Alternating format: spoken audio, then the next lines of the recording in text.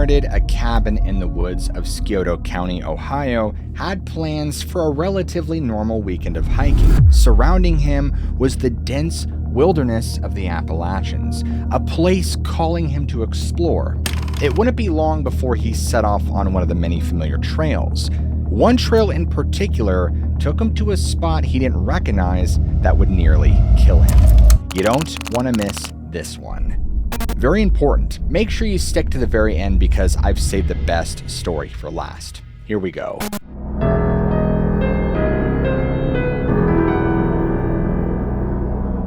Many years ago, Taylor's grandfather owned a beautiful cabin up in the Appalachian Mountains in Scioto County.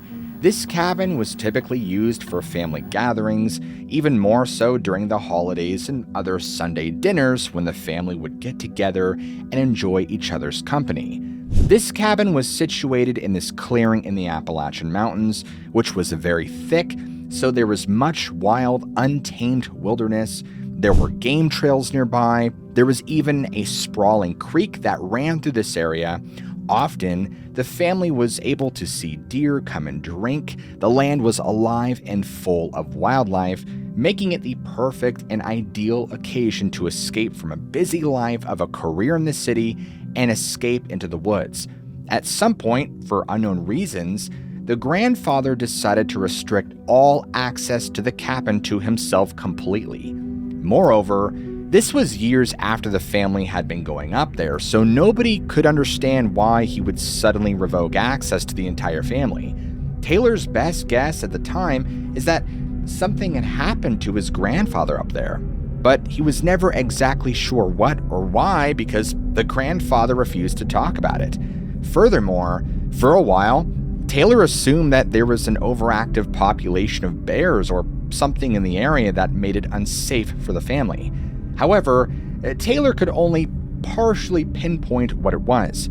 As the years went on, Taylor's grandfather passed away of old age, and because he was one of his favorite grandchildren, Taylor ended up inheriting this cabin. Even though he was devastated by the loss of his grandfather because this was a person who was very close with his grandparents, he was, however, ecstatic to have inherited this cabin, and that meant that his family could start making it a somewhat routine to go back up there and do what they used to do for so many weekends, which is to have family get-togethers and have dinners, and even explore some of the game trails and escape the city life.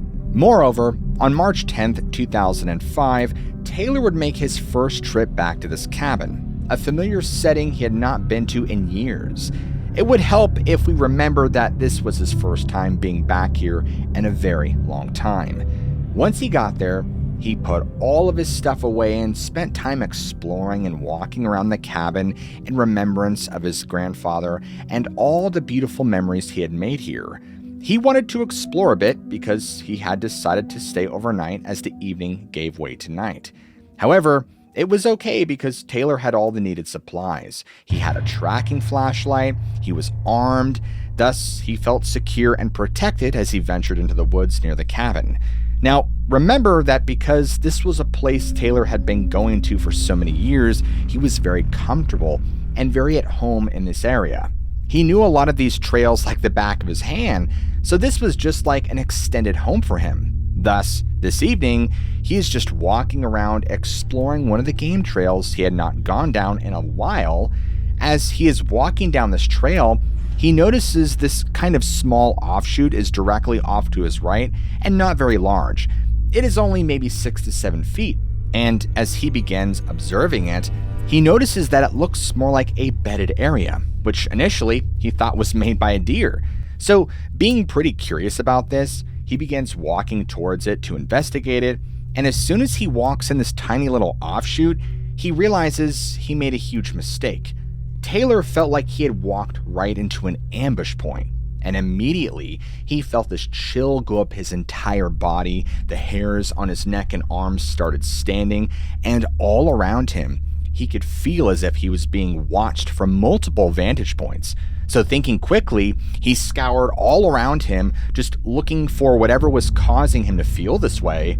In this process, his sidearm gets drawn because whatever this was could kill him.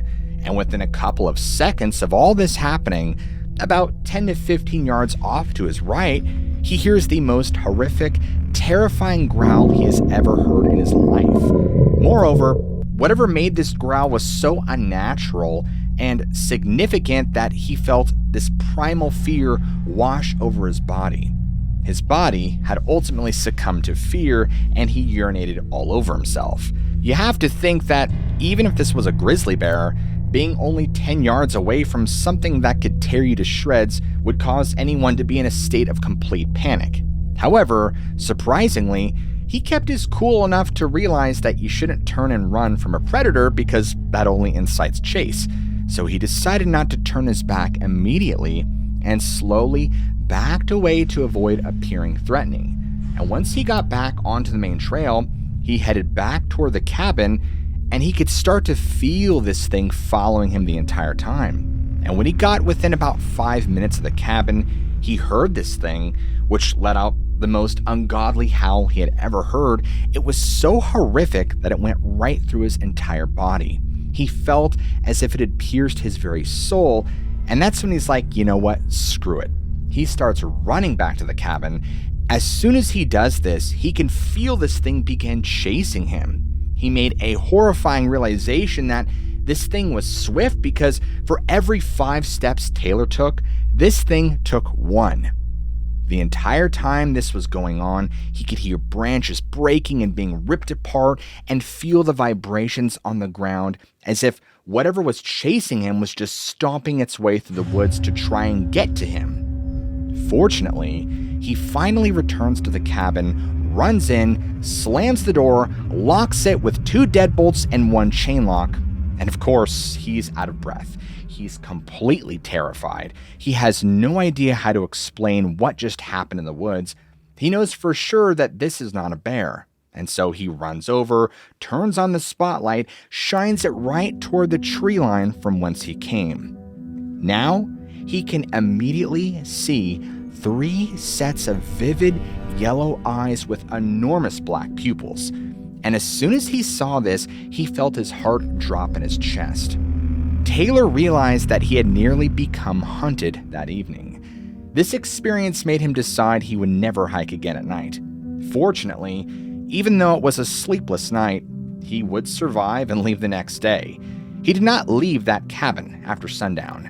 Taylor knows that they are still in the area because he has heard them on many occasions since then, even in the daytime. So he keeps his distance.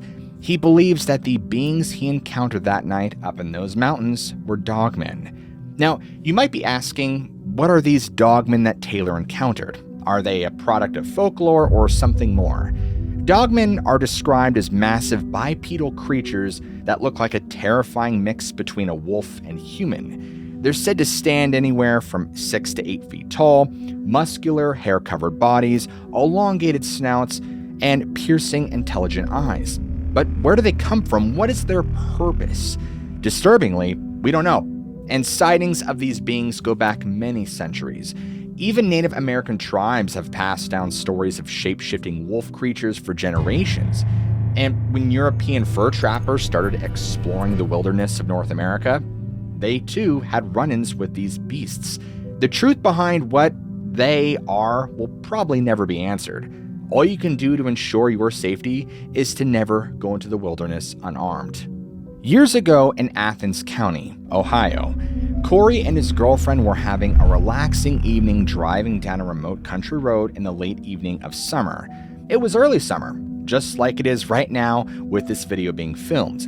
And because you're out in the countryside, there are fewer houses and more development. Hence, there's a lot more wildlife. So you need to be more aware of deer and other critters running out in the road in front of you. Because of this, Corey's girlfriend, who was driving that night, was already being very cautious and moving slowly. As they talk to each other and enjoy the beautiful country scenery around them, the two come up to a curve in the road directly ahead. Naturally, you slow the vehicle when you come up to a curve. Thankfully, as this happens, 2 doe jump out into the road in front of them, and they take off running on the other side into the embankment below. Corey noticed that these doe weren't just casually jumping out in front of the road, they appeared terrified. as if they were being chased by something. Having nearly collided with them, Corey was like, man, that was a close call. But as you guys probably know, when deer pop out, there can sometimes be more.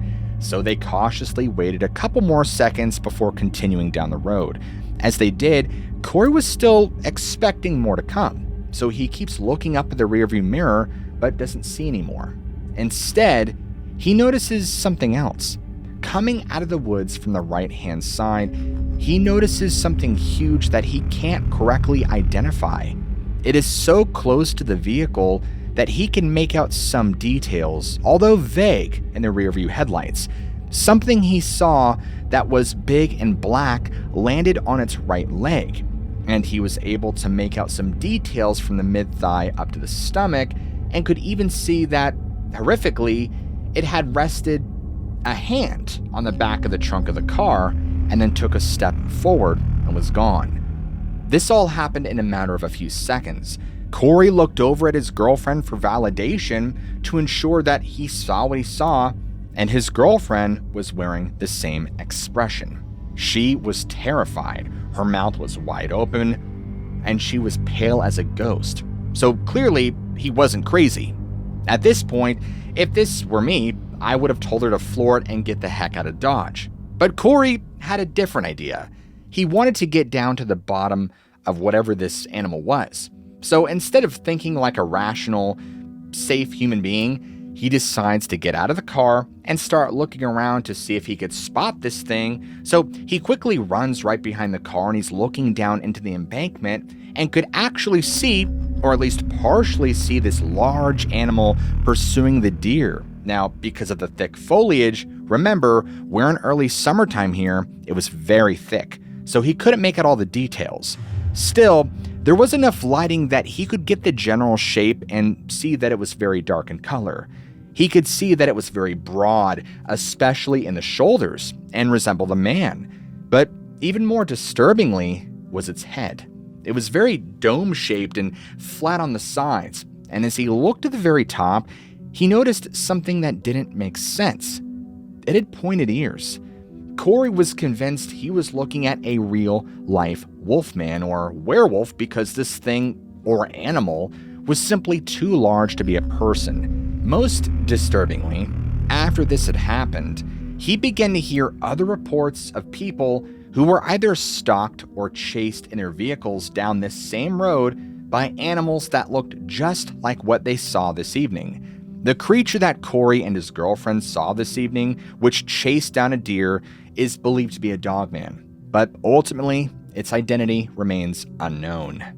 Our last story in tonight's episode takes us to northern West Virginia in the Appalachian Mountains. In the 1980s, Adriana was only 10 years old in Hancock County, West Virginia, and she and her mother and stepfather had moved into a beautiful old farmhouse with some acreage. At the time, her mom had a dream to finally own a farm where she could have horses and other various livestock. Well, the farmhouse wasn't exactly benign. There was a bunch of weird stuff happening within and around it. Very soon, Adriana would learn that her house was haunted by its former residents. There were times she would be sitting on the couch and she would hear these bizarre, disembodied voices of men conversing with no one being home or anything playing. It was a very creepy experience, and it happened multiple times. There were other bizarre things too, like furniture being moved or dragged across the floor, and other strange, unexplainable sounds. Unfortunately, outside wasn't much better. The woods surrounding the property had a weird, ominous vibe, and many times, as she was out there exploring and playing, she constantly felt as if she was being watched by something. And sometimes, she'd feel like something was staring at her through the windows. But of course, there was never anything there every time she'd go to inspect. More so, sometimes late at night, she would hear something slam into one of her horse trailers outside, but she never knew what it was. She assumed that it was nothing more than just a deer. All of these activities continued throughout her childhood. Fast forward to when she's about 18 or 19 years old. It's late at night or early in the morning. she's fast asleep and hears a knock at the front door. Groggily, she wakes up and notices it's about 2 a.m. As she goes to open the front door, she realizes that it's her neighbor. He tells her that her horses got out and are in his yard. Now, she's had livestock escape several times before, so animals escaping was nothing new to her. During their conversation, she never once asked which yard of his they were in because she was half asleep. Her stepfather comes out, yells at her, tells her they're her horses, so she must figure this out as soon as possible. She's angry and upset about the situation, rightfully so, knowing that she has to corral these loose horses, but the job has to be done. She left the house and began to trek out into the pastures. It was very dark outside, with little visibility due to the faint moonlight. You know, there are times when you're outside at night and the clouds slowly roll over the moon, making it so dark you can't see a thing in front of your face? That was happening. She had to be very careful because if she didn't watch her footing well enough, she would easily fall into a ravine below. A terrifying thought. This entire time, she's cursing the horses, thinking some stupid drunk had driven through the fence, something that unfortunately happened often. After some time, Adriana can see one of the nearby barns. This one is a large brown barn in a large pasture, and she hears something else. One of her mares is squealing and flipping out. This horse was making a ruckus, running back and forth and carrying on. Now, before we go any further, let's first understand the layout of the land a bit better. The sizable brown barn is connected to a smaller pasture that's roughly half an acre long that connects to a 7-acre pasture, which is the larger one.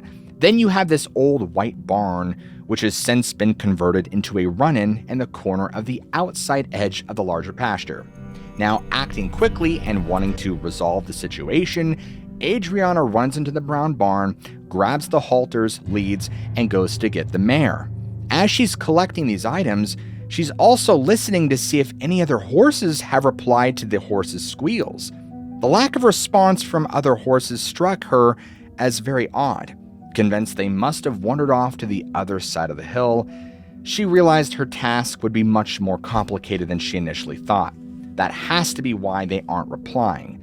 Her best action was to take care of the mare first, then round up the other horses. She went outside and approached the mare and could see that this horse was petrified by something. The whites of her eyes were visible and she was frothing at the mouth. This horse was so wound up that Adriana was nearly trampled. Something had clearly spooked this horse. While trying to calm down this mare, she discovers that the other 6 horses are just across the road, standing in this tiny fenced-in area under a giant spotlight. They too seemed terrified. She wasn't any closer to calming down this mare, so she figured she would go and, at the very least, take care of the other horses. Interestingly, they too were perfectly still, not touching the knee-high grass around them. Now, Adriana is perplexed at how the neighbor managed to somehow herd them all in there because the doorway was so tiny. Even her thoroughbred mare took nearly 2 hours to corral. The fact that the neighbor could get them into this space was unusual. They were acting very scared. Something was going on. Within a couple of moments, the neighbor saw Adriana approaching and came out to greet her, and he told her he didn't do anything but found them like that. Neither of them knew what to make of this, but things were getting stranger by the minute, and the tension continued to mount. She grabs the halter and lead and attempts to direct them out individually, starting with the gelding, but before she could lead him out, all 6 horses come rushing out chest to butt, crammed together. She's thinking, what on earth has gotten into these horses? Why are they acting so ridiculous? She led them to the road, where the large pasture gate was on the other side. These horses were so spooked that they refused to go across the road. Adriana was dumbfounded. She did not understand what their issue was. Little did she know, the horses could sense something wasn't right. With gentle coaxing, she persuaded the other horses to follow her to the large brown barn. Once inside, they nervously nibbled at the hay she scattered, their eyes continually darting towards the upper pasture where the mare continued its frantic behavior. Adriana's certain the mare's panic is spreading and spooking all the other horses. With the rest of her horses safely secured, she turns her attention to the Troublemaker. She springs into action, rushing into the darkness between the big and little pastures. The gate stands wide open, a potential escape route she must block. In the distance, she can see the mare still running, wild in its original spot, a frenzied silhouette against the night sky. The road's higher elevation creates an interesting effect. Her neighbor's spotlight casts long shadows across the lower pasture.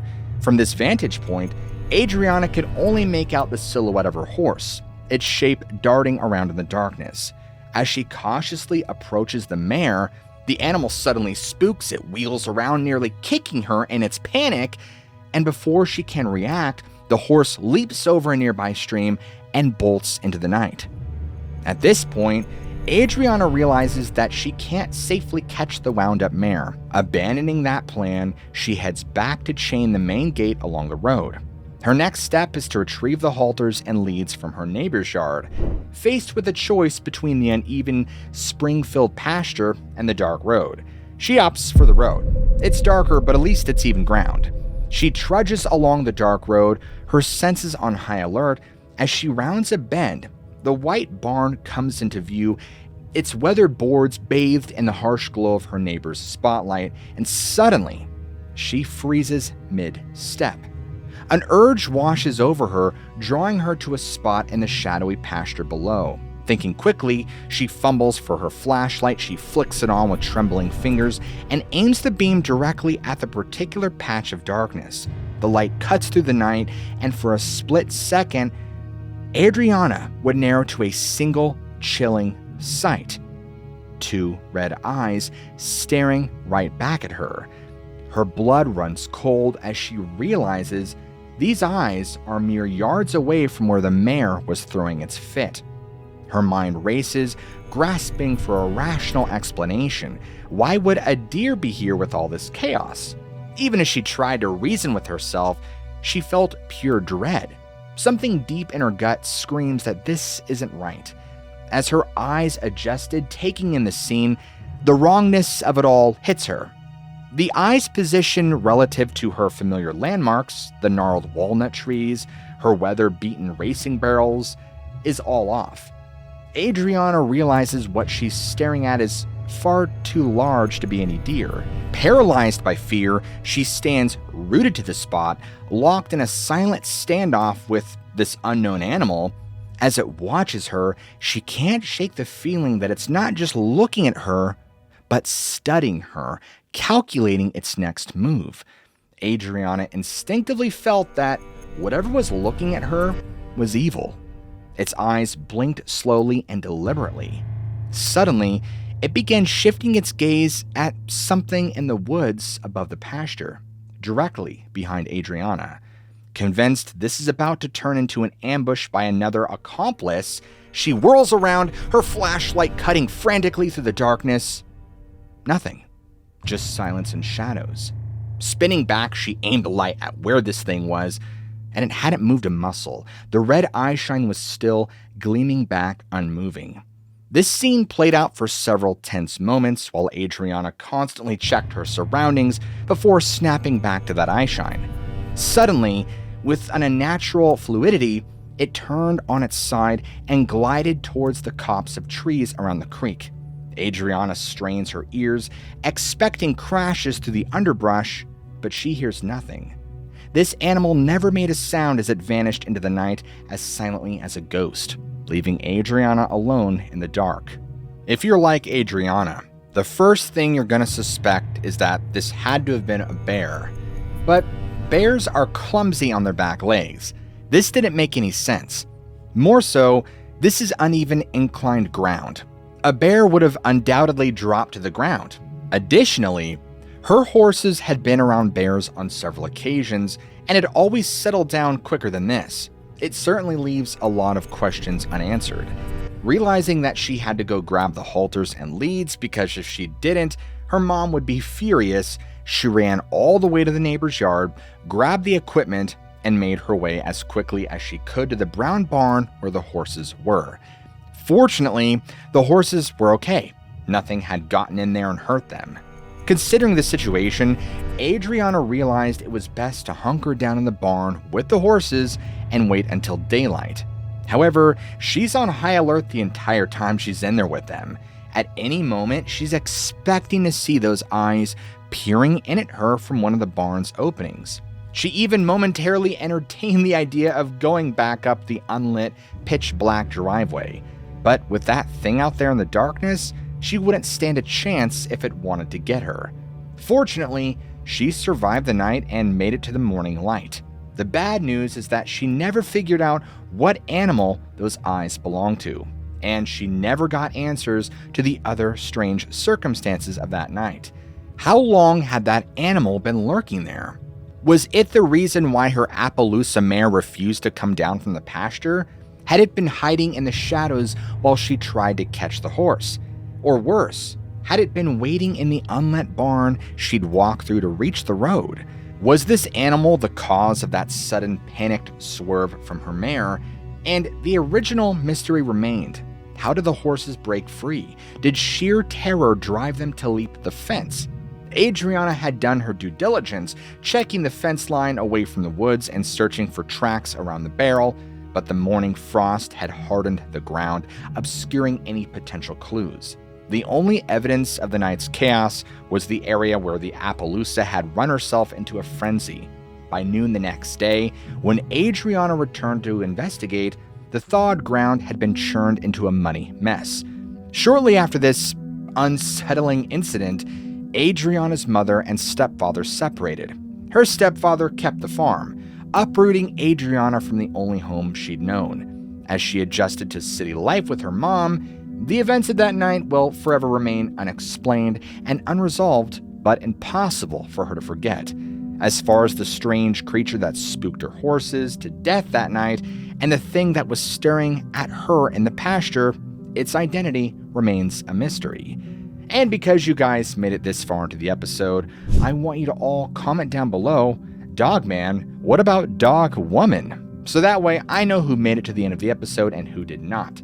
And if you guys enjoy storytelling of this caliber, where we dive into the strange cases of the mysterious and supernatural, then what are you waiting for? Smack that like and subscribe button for more content just like this one. As always, I love you all, keep an open mind, and I'll see you all in the very next episode.